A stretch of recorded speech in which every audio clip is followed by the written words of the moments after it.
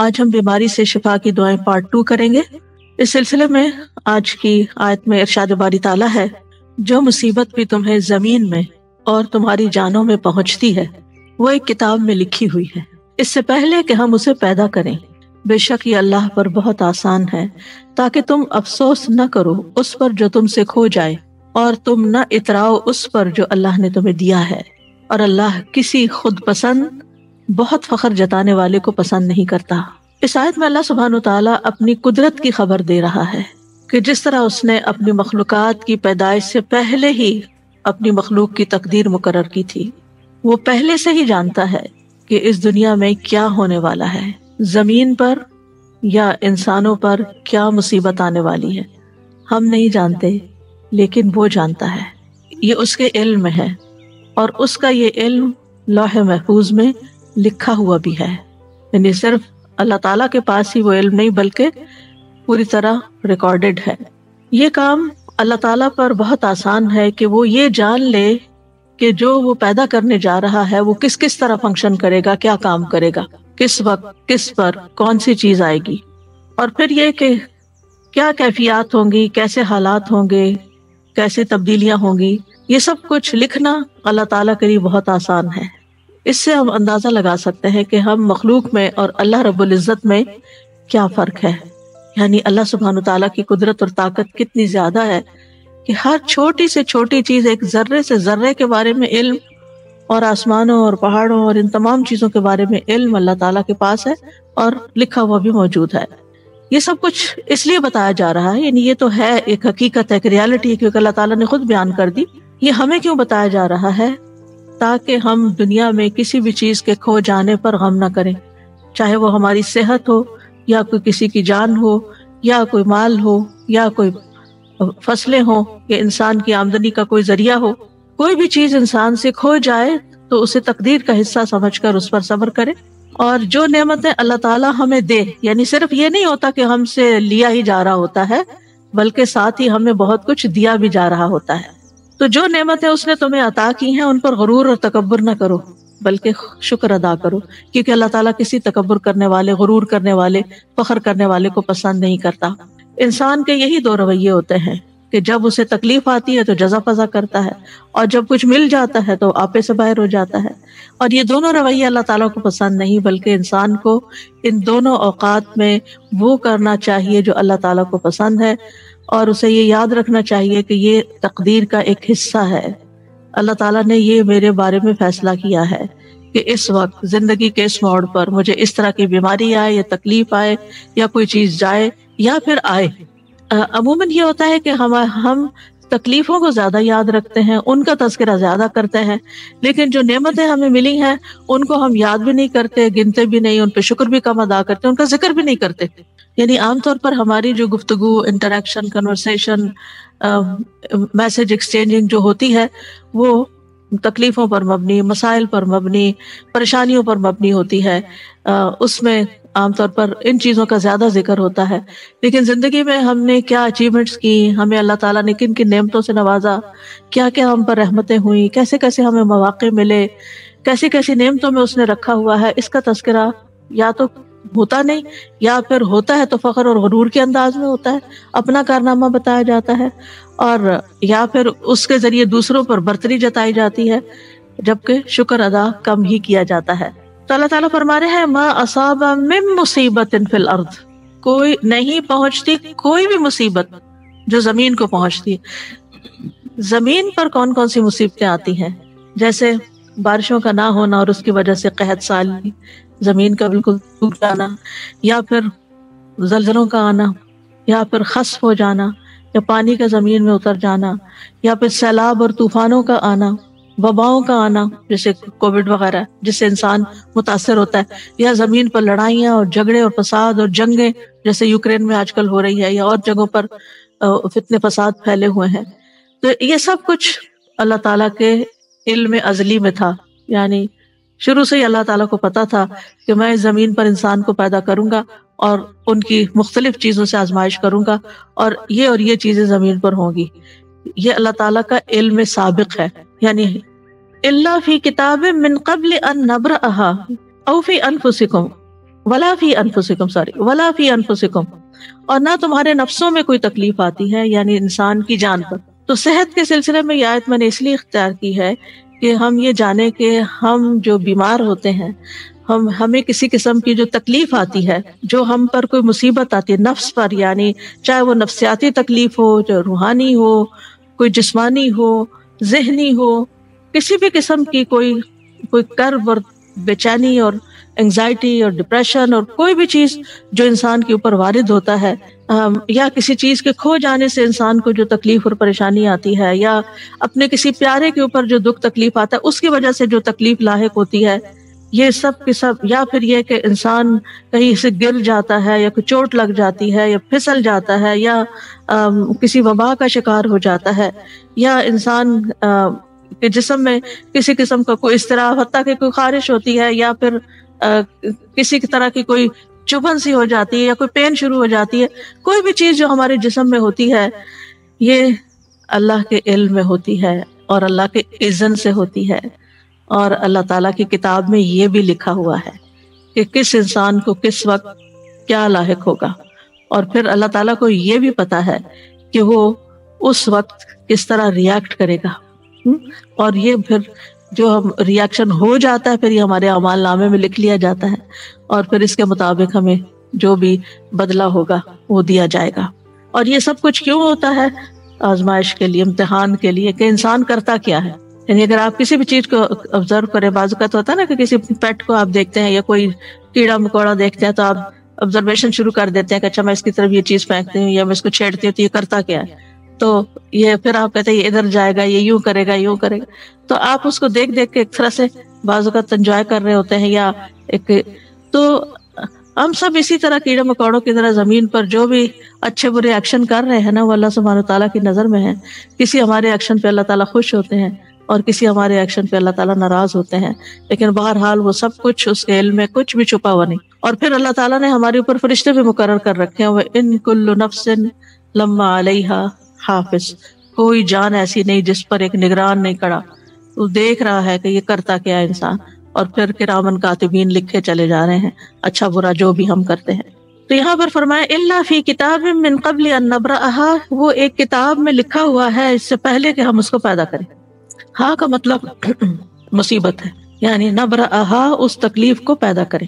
اور ایک قول یہ ہے کہ یہ زمین کی طرف جا رہی ہے بات، یا نفس کی طرف، کہ اس زمین کو پیدا کرنے سے پہلے یا اس انسانی جان کو پیدا کرنے سے پہلے، یعنی قرآن مجید کی یہ بلاغت ہے اور ایک خوبصورتی ہے کہ اس کے اندر اتنی وسعت آ جاتی ہے۔ ایک ہی ضمیر ہے اور اس میں انسان کی سوچ کی جہت کھلتی ہے کہ ہاں کی ضمیر نفس کی طرف لوٹ رہی ہے، ہاں کی ضمیر ارض، یہ سب مؤنث ہے، اور ہاں کی ضمیر مصیبت کی طرف جا رہی ہے، یعنی اس سے پہلے کہ مصیبت آئے، اس سے پہلے کہ زمین پیدا ہو، اس سے پہلے کہ انسان پیدا ہو، یہ سب کچھ لکھا ہوا ہے، یعنی خیر و شر سارا سب کچھ لوح محفوظ میں محفوظ ہے۔ اور یہ تقدیر جو ہے یہ اللہ کا ازلی علم ہے، اور اللہ تعالیٰ نے ہر چیز کا علم کے اعتبار سے احاطہ کر رکھا ہے، کوئی چیز بھی اللہ کے علم سے باہر نہیں۔ وَأَنَّ اللَّهَ قَدْ أَحَاطَ بِكُلِّ شَيْءٍ عِلْمًا۔ اب آپ جب بیمار ہوتے ہیں، پریشان ہوتے ہیں، تو آپ اللہ تعالیٰ سے اپنی حالت کا واسطہ دے کے بھی دعا کر سکتے ہیں، یا اللہ تجھے تو پہلے سے ہی پتا ہے کہ میرے اوپر کیا آنا ہے، اور تجھے تو پہلے سے ہی پتا ہے کہ میں کتنی کمزور ہوں، اور تو میرے حال کو جانتا ہے، اور تو میری تکلیف کو جانتا ہے، تو مجھ پہ رحم فرما۔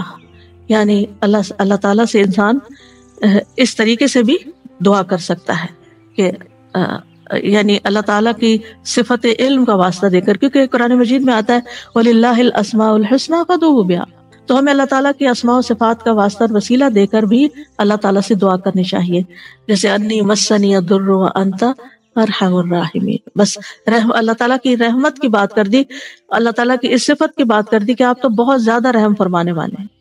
یعنی مطلب کیا ہے؟ یعنی اگر کسی کو کہا جائے آپ تو بہت سخی ہیں، تو اس کا کیا مطلب ہے کہنے کا؟ یہ تعریف کوئی کیوں کر رہا ہے کسی کی؟ تاکہ وہ اپنی سخاوت کا اظہار کرے۔ تو اسی طرح اللہ تعالیٰ سے ہم یعنی اللہ تعالیٰ کی صفت رحمت کا جب ذکر کرتے ہیں تو اس کا مطلب یہ ہے کہ آپ تو اس کے مالک ہیں اور آپ کر سکتے ہیں۔ تو یہ چیز اگر انسان اللہ تعالیٰ کے بارے میں سوچے کہ ہر چیز کو جانتا ہے، ہر چیز کو، لا عالم یعنی وانت علام الغیوب، میں نہیں جانتا، تو جانتا ہے، اور تو علام الغیوب ہے۔ قیامت تک جو کچھ ہونے والا ہے، جب سے پیدا ہوا جب تک ختم ہوگا، سب کچھ اس کے علم ہے۔ وَكُلَّ شَيْءٍ أَحْصَيْنَاهُ فِي إِمَامٍ مُبِينٍ، ایک واضح کتاب میں، ایک کھلے رجسٹر میں ریکارڈ رکھا ہوا ہے۔ اور حدیث سے پتہ چلتا ہے کہ آسمان و زمین کی تخلیق سے 50,000 سال پہلے مخلوقات کی تقدیر لکھی گئی۔ اب آپ سوچئے ان چیزوں پر جب آپ ایمان لے آتے ہیں، تقدیر پر ایمان لاتے ہیں، اور تقدیر پر ایمان لانا ضروری ہے۔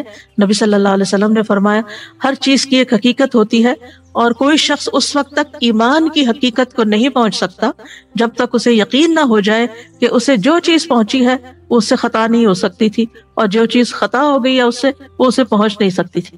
اب یہ جو ہمارا ایمان ہے، اس کے بنا پر اگر آپ کو کوئی تکلیف آ جاتی ہے، کوئی بیماری آ جاتی ہے، کوئی چیز چھو جاتی ہے، لگ جاتی ہے، ٹکرا جاتی ہے، کچھ ہو جاتا ہے، تو بجائے غصے میں آنے کے، فرسٹریشن کا شکار ہونے کے، آپ کے چہرے پہ اسمائل بھی آ سکتی، یہ تو ہونا تھا، یہ لکھا ہوا ہے، یہ اپنے وقت پہ پہنچ گیا مجھ تک، اب اللہ ہی اس کو دور کرنے والا ہے۔ جس کے اذن سے یہ تکلیف آئی ہے اسی کے اذن سے شفا ہوگی، جس کے اذن سے یہ مشکل میں مبتلا ہوں وہی اس کو ان یمسسک اللہ بضر فلا کاشف لہ الا ہو، اگر تمہیں کوئی تکلیف پہنچ جاتی ہے تو اس کو اللہ کے سوا کوئی بھی دور نہیں کر سکتا، فلا کاشف لہ الا ہو، یہ یقین ہونا چاہیے پورا۔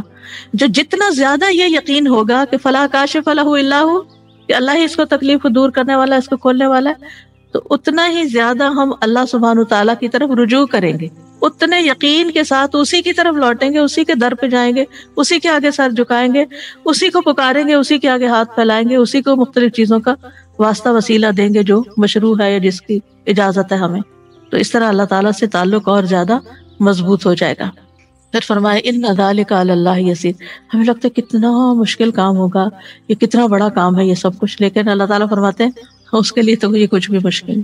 سبحان اللہ، یعنی اس کی قدرت اس سے بھی کہیں زیادہ ہے کہ وہ ان سب چیزوں کا علم رکھے۔ اور ہمیں کیوں بتایا جا رہا ہے؟ لِكَيْ لَا تَأْسَوْا عَلَىٰ مَا فَاتَكُمْ، تاکہ تم کھو جانے والی چیز پہ افسوس نہ کرتے رہو، تم سے غم دور کرنے کے لیے۔ اور یہ ایک حقیقت ہے کہ اگر انسان تقدیر کے معاملے کو سمجھ جائے اور اس بات کو سمجھ جائے کہ یہ کسی وجہ سے آئی ہے تکلیف مجھ پر، اللہ تعالیٰ یا تو مجھے ریسٹ کروانا چاہتا ہے، یا مجھے کچھ سکھانا چاہتا ہے، یا یعنی کوئی بھی ایسی وجہ ہو سکتی ہے کہ جو مجھے علم نہیں، لیکن کیونکہ اس کا کوئی بھی فیصلہ حکمت سے خالی نہیں، یہ بھی ساتھ ہی یاد رکھنا چاہیے کہ یعنی ایسا نہیں کہ وہ اندھا دھند بس کسی کو سزا دے رہا اور کسی کو کچھ جزا دے رہا اور کسی کو فائدہ اور کسی کو ایسا نہیں ہے۔ ہر تکلیف کے پیچھے ایک حکمت ہے، کوئی وجہ ہے، اس نے آپ کو کوئی اسپیشل چائلڈ دیا ہے، کوئی حکمت ہے اس کے پیچھے، کوئی وجہ ہے کہ اس نے آپ کو اس کام کے لیے چنا ہے۔ اسی طرح اگر کوئی اولاد کی طرف سے یا والدین کی طرف سے، کسی پیارے کی طرف سے کوئی تکلیف پہنچتی ہے تو اس میں کوئی حکمت ہے۔ تو اگر انسان ایمان لے آئے تقدیر پر تو پھر غم ہلکا ہو جاتا ہے۔ وجہ بتا دی گئی کہ لِكَيْ لَا تَأْسَوْا، تاکہ تم افسوس نہ کرتے رہو، غمگین نہ رہو، عَلَىٰ مَا فَاتَكُمْ، جو تم سے فوت ہو گیا، یعنی جو تم سے چلا گیا، تمہاری صحت چلی گئی، تمہاری جوانی چلی گئی، تمہاری ہمت چلی گئی، تم سے کام کا چانس چلا گیا، اللہ کو یہی منظور تھا، آگے موو فارورڈ، آگے چلو، آگے چلو، جو کھونا تھا ہو گیا، اب اس کے پیچھے جان ہلکان نہ کرو، جو ہونا تھا ہو گیا، اب اپنی زندگی کو آگے لے جاؤ، آگے کی طرف دیکھو، اچھی امید رکھو اور حوصلے میں رہو، کیونکہ یہ تو ہونا ہی تھا، کیونکہ انسان ہمیشہ عافیت میں نہیں رہ سکتا، ہمیشہ خوشحالی میں نہیں رہ سکتا، ہمیشہ رزق کی فراوانی میں نہیں رہ سکتا، یہ کمی بیشی ہوگی، اور جب ہو تو انسان اگر صرف اتنی بات سوچ لے کہ لکھا ہوا تھا، یہ تو ہونا تھا، مکتوب لکھا ہوا تھا، اور اللہ نے کیوں لکھا، پھر انسان اللہ سے بحث نہیں کرتا، اللہ کے علم اور اللہ کی قدرت کو چیلنج نہیں کرتا، بلکہ اللہ کے بارے میں اچھا گمان رکھتا ہے۔ آپ دیکھیں کہ اللہ سبحانہ تعالیٰ پر اعتراض کرنا کس کا کام تھا؟ جانتے ہیں نا ہم، یہ شیطان کا کام تھا، تو پھر ہم کتنے مزے سے مختلف چیزوں پر اعتراض شروع کر دیتے ہیں، واضح طور پر شیطان کے نقش قدم پر چل رہے ہوتے ہیں، واضح کلیئر کہ اللہ نے میرے ساتھ ایسا کیوں کیا، یہ میرے وائی می، یہ کیوں ایسا کیا، یہ آپ یاد رکھیں کہ یہ کیا ہے، یہ دراصل شیطان کے قدموں پر چلنا ہے، اس کی پیروی کرنا ہے، اس کے پیچھے جانا ہے۔ اور پھر دوسرا رویہ جو شیطانی رویہ ہوتا ہے، انا خیر منہ، وہ کیا ہے؟ تکبر والا، اور یہ تکبر والا رویہ یہ بھی اللہ کو ناپسند، یہ دونوں شیطانی رویے اللہ کو ناپسند ہے۔ وَلَا تَفْرَحُوا بِمَا آتَاكُمْ، اس پہ مت خوش ہو، مت اتراؤ، مت اکڑو جو اللہ نے تمہیں دیا ہے. یعنی اپنی کسی بھی اسکل پر، اپنی کسی ذہانت پر، اپنی کسی قابلیت پر، اپنے کسی کارنامے پر، اپنی کسی کامیابی پر. کیونکہ عام طور پر کیا ہوتا ہے کہ جب ہم یعنی ذرا سے دوسروں سے کوئی بہتر کام کر لیتے ہیں تو پھر ہم دوسروں کو حقیر سمجھنا شروع کر دیتے ہیں. میں اس سے بہتر ہوں، مجھے زیادہ اچھا پکانا آتا ہے، مجھے زیادہ اچھا پڑھانا آتا ہے، مجھے زیادہ اچھا فلاں کام آتا ہے. یعنی کوئی بھی جو کام اپنی چاہے قابلیت ہو، یا میرے پاس یہ زیادہ اچھا ہے، میرے بچے زیادہ خوبصورت ہیں، میرے بچے زیادہ پڑھے لکھے ہیں، میرا گھر زیادہ اچھا ہے، میرا یہ. یعنی انسان کو جتنی بھی نعمتیں ملی ہیں پھر انسان ان پر اترائے نہیں، فخر نہیں کرے. اور اترانا کیا ہوتا ہے اور تکبر کیا ہوتا ہے؟ دوسروں کو حقیر سمجھنا. اپنی خوشی کا اظہار منع نہیں ہے کہ اللہ کا شکر ہے اللہ نے دیا. اگر اللہ نے دیا، اچھا لباس آپ نے پہنا ہے، اچھا گھر بنایا ہے آپ نے، اچھی گاڑی خریدی ہے آپ نے، کوئی حرج نہیں. کل بھی ہم نے حدیث پڑھی تھی کہ ایک نیک انسان کے لیے مال جو ہے وہ نقصان دہ نہیں ہے، کیونکہ وہ ہر چیز پر اللہ کا شکر ادا کرتا رہے گا اور ان نعمتوں میں دوسروں کو شریک کرتا رہے گا، ان نعمتوں کو پا کر خیر اور بھلائی کے کام کرے گا. تو یاد رکھے، انسان یاد رکھے کہ اس دنیا میں انسان کو نعمتیں بھی ملیں گی اور تکلیف بھی آئے گی، لیکن ہر حال میں مطلوب اور مقصود کیا ہے کہ انسان اللہ کا بندہ بن کر رہے. اکرمہ ابن عباس سے روایت کرتے ہیں کہ وہ اللہ کے فرمان اسی آیت کے بارے میں کہتے ہیں کہ ہر شخص غمگین ہوتا ہے اور خوش ہوتا ہے، لیکن مومن اپنی مصیبت پر صبر کرتا ہے اور خوشحالی پر شکر کرتا ہے. اس آیت کو ایک بات یاد رکھیں کہ اس کا یہ مطلب نہیں کہ اگر ہر چیز لکھی ہوئی ہے تو انسان کوشش نہ کرے. نہیں، کوشش بھی کرنا اللہ کے اذن سے ہے اور اللہ کا حکم ہے اور ہمیں اس پر ابھارا گیا ہے. وَأَن لَيْسَ لِلْإِنسَانِ إِلَّا مَا سَعَىٰ، کہ تمہیں کوشش کرنا، کیونکہ ہمیں تو نہیں پتا نا آگے کیا لکھا ہوا ہے، ہمیں نہیں پتا. تو ہمیں جو نعمتیں ملی ہیں اور جو وسائل ملے ہیں اور جو جسمانی قوت ملی ہے اس کے ساتھ اس دنیا میں رہتے ہوئے احرص علی ما ینفعک، جو چیزیں فائدہ دیتی ہیں ان کی حرص کرے. انسان اپنی صحت کا خیال رکھے، انسان اپنے لیے وہ تمام وسائل اختیار کرے، چاہے ایکسرسائز ہے، چاہے بریدنگ ہے، چاہے ہیلدی ڈائٹ ہے، یا جو بھی، یا پھر اگر بیمار ہوتا ہے تو علاج کرتا ہے. تو یہ انسان کے پارٹ پر ہے اور اس کو کرتے رہنا چاہیے. لیکن کچھ چیزیں کرتے رہنے کے باوجود بھی الٹ ہو جاتی ہیں، تو وہ پھر انسان کو یہ یاد رہے اس وقت کہ یہ ہونا تھا. کیونکہ انسان اس وقت زیادہ پشیمانی کا شکار ہوتا ہے، میں تو اتنی زیادہ کیئرفل ہوں اپنے ڈائٹ کے بارے میں نے تو کبھی شوگر استعمال نہیں کی تھی، مجھے یہ بیماری کہاں سے آ گئی، اور یہ نہیں، یہ لکھا تھا اللہ، اس کی حکمت اللہ کو پتا ہے کہ اس نے آپ کی یہ بیماری کیوں بھیجی اور اس کے ذریعے آپ کو کیا سکھانا تھا، یا اس کے ذریعے آپ کے کتنے درجات بلند کرنے تھے. تو یہ اللہ تعالیٰ کو پتا ہے. ہمیں کیا کرنا ہے؟ احتیاط بھی برتنی ہے بیماری سے بچنے کے لیے، اور اگر آ جائے تو علاج بھی کرنا ہے، اسباب اختیار کرنے ہیں، لیکن اس سارے آزمائش کے عرصے میں اللہ سے راضی رہنا ہے. واللہ لا يحب كل مختال فخور، اللہ تعالیٰ کسی ایسے بندے کو پسند نہیں کرتا جو اپنے عمل میں غرور کرے اور اپنے قول میں فخریہ زبان استعمال کرے، فخر کرے. یعنی عمل میں ایسا لباس پہنے جو گھسیٹ گھسیٹ کے چلے، یا ایسی چال چلے، یا پھر اور پھر یہ کہ باتوں میں ایسی ایسی باتیں کرے کہ جس سے جو دوسروں کو ہرٹ کرنے والی ہوں اور شیخی بگاڑنے والی ہوں. تو بے صبرا کرنے والا غم اور سرکش کرنے والی خوشی جو ہے، ان دونوں کی ممانعت کی گئی ہے.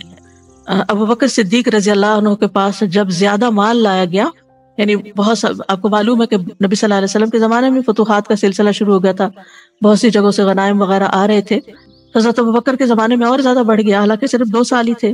تو جب زیادہ مال آیا آپ کے پاس تو انہوں نے کہا، اے اللہ، ہم طاقت نہیں رکھتے مگر یہ کہ ہم اس بات پر خوش ہوں جو تو نے ہمارے لیے مزین کیا ہے. یعنی ہمیں مال اچھا لگتا ہے، کوئی چیز ملتی ہے تو ہمیں خوشی ہوتی ہے. تو اب یہ ہے کہ کیا وہ کوئی بری چیز تھی کہ جس سے وہ یعنی جس کا وہ ذکر کرے؟ نہیں، وہ اس بات کا ذکر کرے کہ اللہ یہ ہمارے اندر آپ نے رکھ دیا ہے کہ جن زین للناس حب الشہوات من النساء والبنین والقناطیر یہ مال کی محبت ہمارے اندر رکھ دی گئی اور ہمیں اس سے خوشی بھی ہوتی ہے. تو مطلب یہ ہے کہ اس سے مراد وہ خوشی ہے، اس طرح خوش ہونا منع ہے کہ جو انسان کو تکبر اور سرکشی کی طرف لے جائے. ورنہ مال کے ملنے پر، نعمت کے ملنے پر، اپنی پسند کی چیز ملنے پر انسان کو کبھی بھی غمگین نہیں ہونا چاہیے بلکہ خوش ہونا چاہیے. اور یہ خوشی کرنا کوئی بری بات نہیں ہے، یعنی خوشی کے موقع پر خوش ہونا اس میں کوئی برائی نہیں ہے. کیونکہ ہم کچھ لوگ ایسے ہوتے ہیں ہر وقت بس ایک ایسی حالت میں رہتے ہیں کہ نہ کسی خوشی کے موقع پہ خوش ہوتے ہیں، نہ کسی غم کے موقع پہ غمگین ہوتے ہیں کہ وہ نیک پارسا نہیں. اگر خوشی کی کوئی چیز ہے، کوئی نعمت ملی، خوشی کا اظہار کرے. فاما بنعمت ربک فحدث، بس لمٹ کے اندر، اس سے اوپر نہیں جانا کہ تکبر شیخی بگارنا شروع ہو جائے یا آپ دوسروں کو نیچا کرنا شروع کر دیں. یہ نہیں ہونا چاہیے. اور اسی طرح یہ کیسے ہو سکتا ہے کہ غم کا موقع ہو، کوئی پیارا جدا ہو جائے، کوئی تکلیف ہو اور ہم غمگین نہ ہو؟ یعنی کیا ہم پتھر دل ہیں، ہمارے سینے میں دل نہیں ہے، ہم محسوسات اور جذبات سے عاری ہو جائے؟ یہ نہیں کہا گیا. ہم غمگین بھی ہوں، ہمیں اجازت ہے غم کرنے کی، ہم غمگین ہوں، ہمیں اجازت ہے آنسو بہانے کی، لیکن حد سے باہر نہیں نکلنا، منہ سے کچھ نہیں نکالنا، اونچی آواز سے نہیں رونا، کوئی شکوہ شکایت نہیں کرنی اللہ تعالیٰ سے. اسی طرح بیماری ہے، بیماری میں تکلیف ہے، کوئی پین ہے، کوئی ایسی چیز آ گئی ہے کہ جو ڈاکٹرز کہتے ہیں علاج ہی کوئی نہیں ہے، بس اب آگے کی تیاری کرو، تو ایسے میں بھی مایوسی نہیں، غم ہے، مایوس نہیں ہونا. تو آپ دیکھیں کہ اللہ کے انبیاء جو ہیں وہ تکلیف کے موقع پر تکلیف محسوس کرتے ہیں لیکن اللہ ہی کو پکارتے ہیں. حضرت یعقوب علیہ السلام کو آپ دیکھیں کہ کتنے سال ایک تکلیف میں حضرت یوسف علیہ السلام کی جدائی میں مبتلا رہے، لیکن مایوس نہیں ہوئے ایک دن کے لیے بھی. جب بنیامین بھی وہاں رہ گئے تو کیا کہتے ہیں، امید ہے کہ میرا رب سب کو ہی لے آئے گا. سبحان اللہ. ایسے موقع پر سالوں سال گزر گئے یوسف علیہ السلام کو کھوئے ہوئے، اور دوسرا پیارا بیٹا بھی کھو گیا، یعنی چلا گیا ان کے نگاہوں کے سامنے سے، لیکن ایاتینی بہ جمیعا، اللہ سب کو ہی لے آئے گا. یہ اتنی بڑی بات کون کہہ سکتا ہے؟ وہی جس کو اللہ کی ذات پر پورا بھروسہ ہو، وہ صرف حالات کو نہ دیکھ رہا ہو کہ نہیں میں تو، میرا یہ اندازہ ہے، جو کچھ یہ ہو رہا ہے اس کا نتیجہ تو یہی نکلے گا. کئی لوگ بہت ججمنٹل ہوتے ہیں، چھوٹی چھوٹی باتوں سے کچھ نکال کے نتیجہ جمع تفریق کر کے تو دوسرے کو کوئی بری خبر سنا دیتے ہیں، یا پھر یہ اتنے سال گزر گئے اس چیز کو، اب تو پھر اب سوچنا ہی چھوڑ دو، اب کیا اس بارے میں سوچنا ہی. اللہ تعالیٰ کبھی بھی کچھ کر سکتا ہے. اور جب یوسف علیہ السلام کو ہیں اور غم اپنی جگہ ہے، لیکن بچوں کو کہتے ہیں یا بنی اذهبوا فتحسسوا عن یوسف ولا تیأسوا من روح اللہ، بچوں میرے پیارے بچوں جاؤ یوسف کو تلاش کرو، اللہ کی رحمت سے مایوس نہ ہو. آخر دم تک کوشش. اس سے پتہ چلتا ہے کہ پیغمبر کوشش کیا کرتے تھے، بیماری کتنی بھی زیادہ ہو، حد سے بڑھ جائے، ڈاکٹر جواب دے جائیں. اور کل آپ کو نورین جو ایک لیونگ میریکل ہے، آپ کو اس کی اپنی زبانی سننے کا موقع ملا کہ کس طرح سانسیں اکھڑنے لگتی تھی اور کس طرح ڈاکٹرز بالکل یعنی کہ ہوپلیس ہو گئے تھے، لیکن کس طرح اللہ سبحانہ وتعالیٰ نے اس کو بالکل ایک نئی زندگی دی، اور کس طرح اللہ سبحانہ وتعالیٰ نے بولنے کی قوت لوٹائی، سننے کی لوٹائی، دیکھنے کی لوٹائی، جو کہ اس بیماری میں ساری کھو گئی تھی. تو اللہ تعالیٰ کچھ بھی لوٹا سکتا ہے. اس لیے بیماری کتنی بھی شدید ہو کبھی بھی مایوس نہ ہو، مایوسی نہیں، امید رکھیں میں ٹھیک ہو جاؤں گی، انشاءاللہ ٹھیک ہو جاؤں گی. اور اگر اللہ کی تقدیر نافذ ہونی ہے تو ایک دن تو نافذ ہونی ہے، ایک دن تو دنیا سے جانا ہی ہے، اور سبھی نے جانا ہے کہ اللہ بڑا ہے نا. اس یقین کے ساتھ کہ ٹھیک ہے قانون ہے، سسٹم ہے، نظام ہے، جیل ہے، پولیس ہے، سب کچھ ہے، لیکن اللہ سب چیزوں سے بڑا ہے نا. اس یقین کے ساتھ کہ اللہ ہی سب سے بڑا ہے، تو اللہ سبحانہ تعالیٰ کو اگر انسان بڑا سمجھ کر اس کے آگے جھکتا ہے تو اللہ تعالیٰ ضرور سنتا ہے. تو بہرحال یہ بات یاد رکھنے کی ہے کہ جو کچھ دنیا میں ہوتا ہے ہر چیز تقدیر کے ساتھ ہے، اور کوئی چیز تقدیر سے سبقت نہیں کر سکتی. نبی صلی اللہ علیہ وسلم نے فرمایا اگر تقدیر سے کوئی چیز سبقت کر سکتی تو وہ نظر ہے، نظر لگنا. ہماری عمر، رزق، عمل سب کچھ تقدیر سے ہے.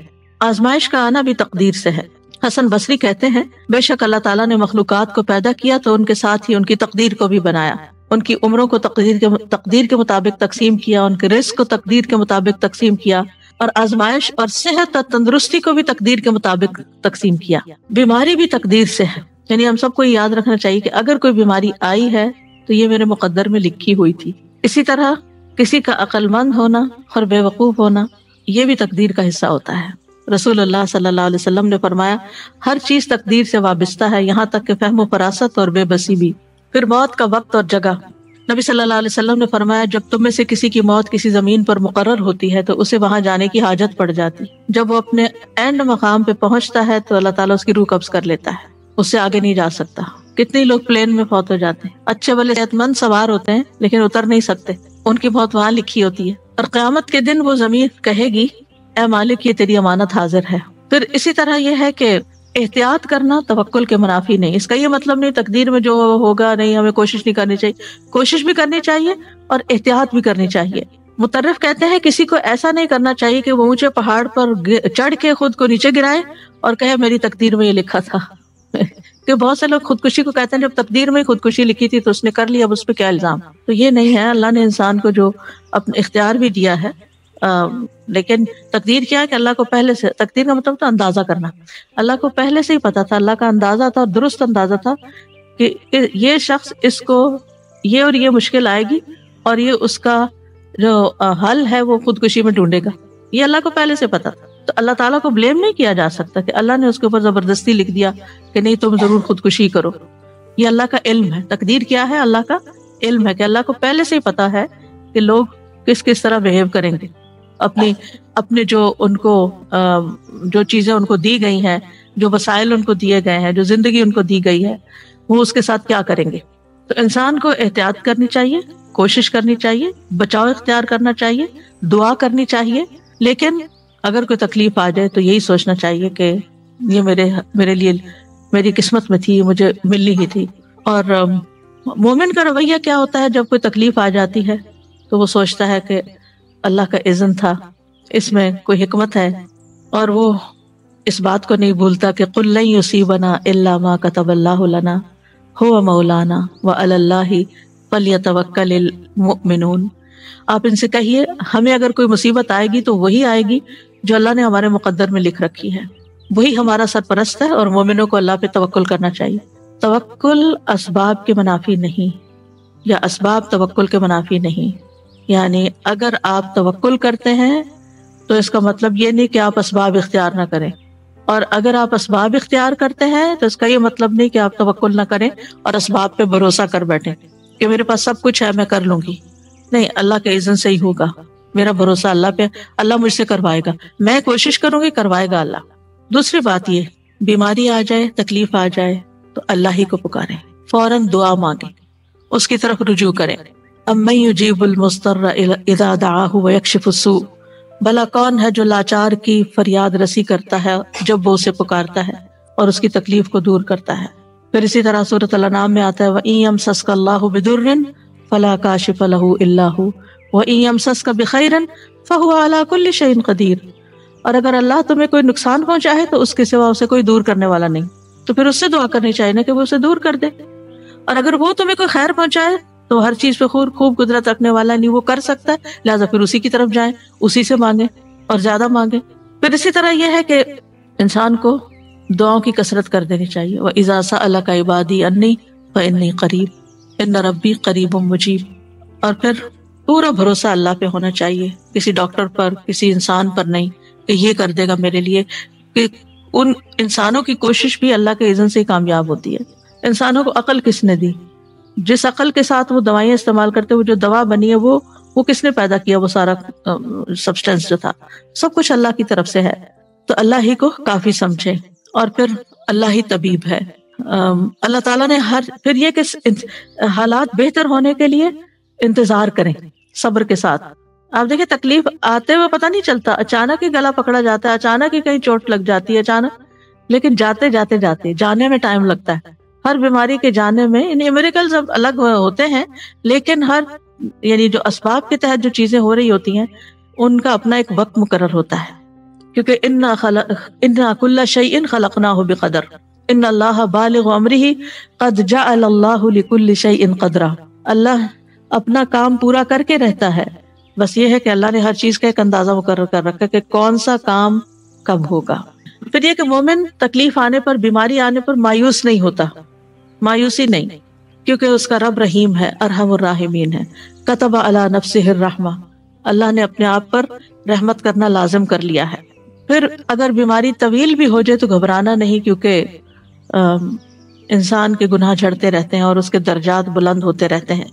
رسول اللہ صلی اللہ علیہ وسلم نے فرمایا، اللہ تعالیٰ فرماتے ہیں جب میں اپنے مومن بندے کو آزماتا ہوں اور وہ تیمارداری کرنے والوں کے سامنے میرا شکوہ نہیں کرتا تو میں اس کو اپنی قید سے آزاد کر دیتا ہوں، یعنی جلد شفا دے دیتا ہوں۔ اچھا، اس میں ایک نفسیاتی پہلو بھی ہے اس کا۔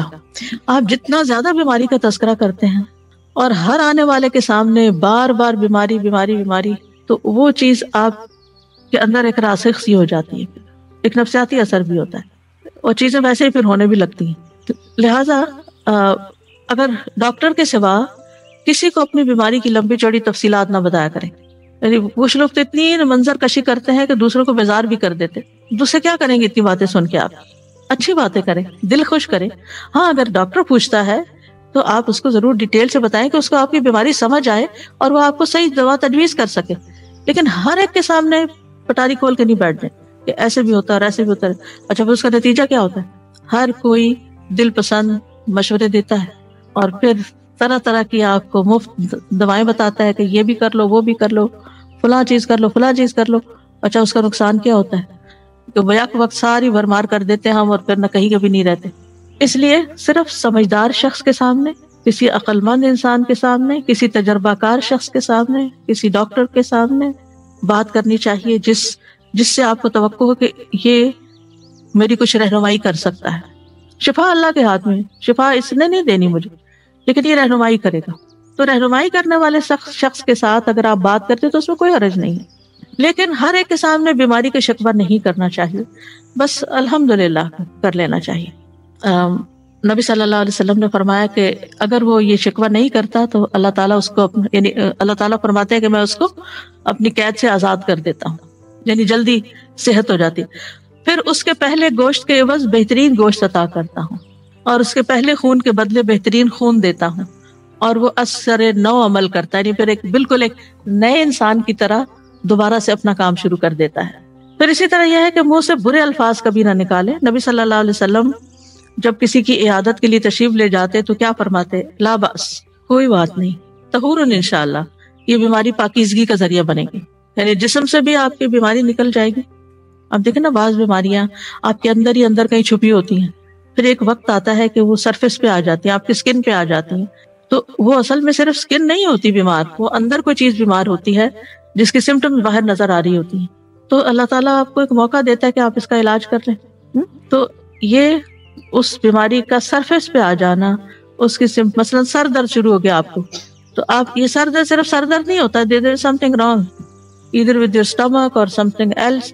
تو پھر جو ماہر ڈاکٹر ہوتا ہے وہ سمجھ کے دوا دیتا ہے کہ سر درد کی وجہ کیا ہے، انویسٹیگیٹ کرتا ہے. تو لا باس طہورن انشاءاللہ، یہ جو سرفیس پہ بیماری آئی ہے اسے پریشان نہ ہو، کیونکہ جب تک وہ اندر چھپی رہتی ہے ہمیں پتہ ہی نہیں ہوتا، ہم خوش باش پھرتے ہیں، بس ذرا سی چیز نظر آ جائے صحیح تو پھر ہمیں ہول پڑنے لگتے ہیں. تو اس پر پریشان نہ ہو، بلکہ وہ سمجھے کہ اب رستہ کھل گیا ہے علاج کا، صفائی کا رستہ، تزکیے کا رستہ کھل گیا ہے.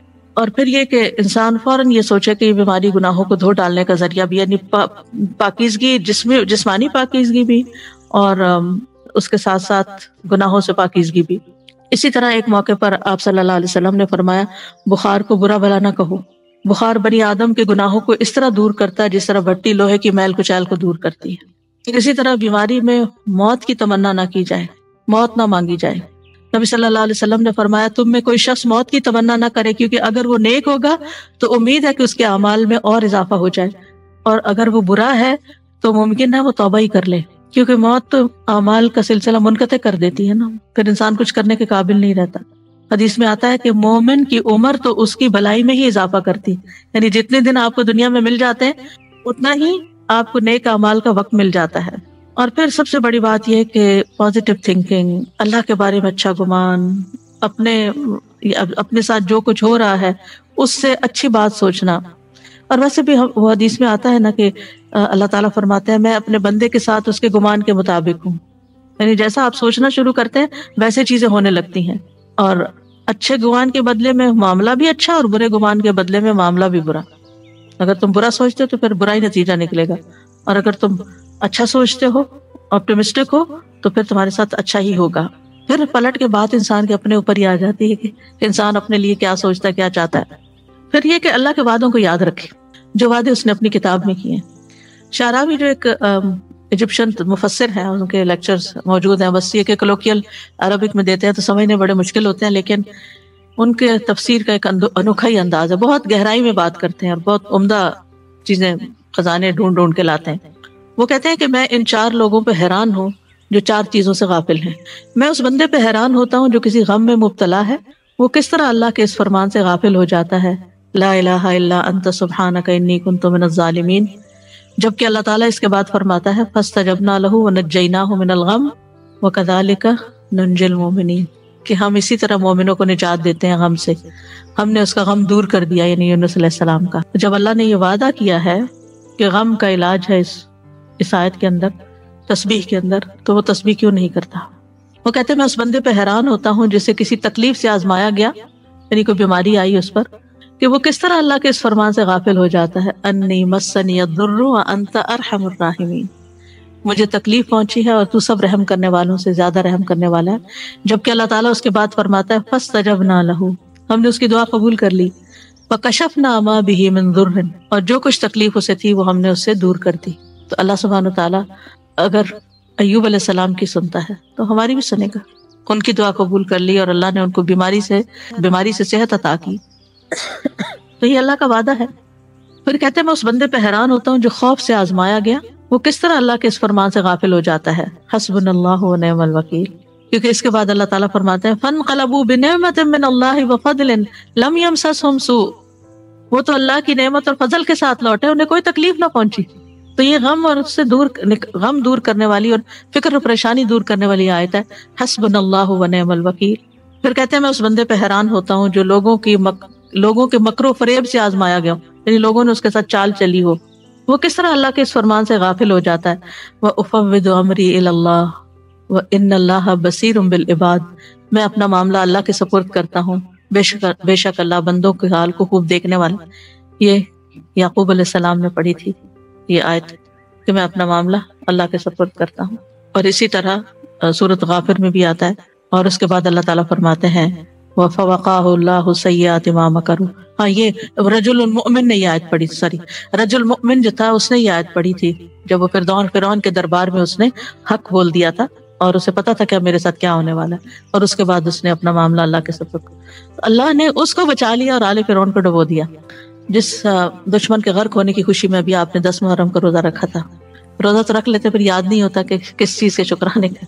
تو مومن جو ہے وہ تکلیف میں اللہ سے راضی رہتا ہے اور اس کا اظہار کرتے رہنا چاہیے. اللہ میں راضی ہوں، اللہ میں راضی ہوں، اللہ میں راضی ہوں، اللہ مجھے تکلیف ہے لیکن میں راضی ہوں، میں آپ کے فیصلے پہ ناراض نہیں ہوں. کیونکہ جو اللہ کی تقسیم پہ راضی ہو جائے، حدیث میں آتا ہے اللہ اسے برکت اور وسعت دیتا ہے، اور جو راضی نہ ہو اس کو برکت نہیں ملتی. کیونکہ اللہ تعالیٰ نے اپنے بندے کو جو کچھ دے رکھا ہوتا ہے وہ اس میں اس کا امتحان لیتا رہتا ہے کہ کیا امتحان کا بندہ کیا کرتا ہے. مجھے یاد ہے بچپن میں ہم اسکول میں تھے نا چھوٹے چھوٹے، تو بعض اوقات بچے کوئی اپنے ساتھ سویٹس لے آتے، کچھ لے آتے، تو پھر وہ ایک دوسرے سے کہتے کہ مجھے بھی دو، ایک دوسرے سے کہتے کہ مجھے بھی چکھاؤ. تو بچے عموماً اسٹنجی ہوتے، کہتے ہیں کیوں نہیں دینا، تو کہتے اوہو ہم نے تو صرف تمہارا دل دیکھا تھا کہ تم کیا کرتے ہو. آپ کو بھی یاد ہوگا شاید اس طرح کہ تمہارا دل دیکھتے. تو وہ اس کو بہت برا بلا کہتے تھے جو بچہ شیئر نہیں کرتا تھا یا اکیلے ہی بیٹھ کے لنچ کر لیتا تھا. تو بہرحال تو اللہ تعالیٰ بھی ہمارا دل دیکھ رہے ہیں کہ میں اس کو ایک چیز دیتا ہوں اور پھر اس سے مانگتا ہوں کہ دے دو میرے راستے میں، تو پھر دیکھے کرتا ہے کیا. تو بہرحال مصیبت پر بھی جو اللہ تعالیٰ کا شکر ادا کرتا ہے وہ خاص شاکرین میں سے ہوتا ہے.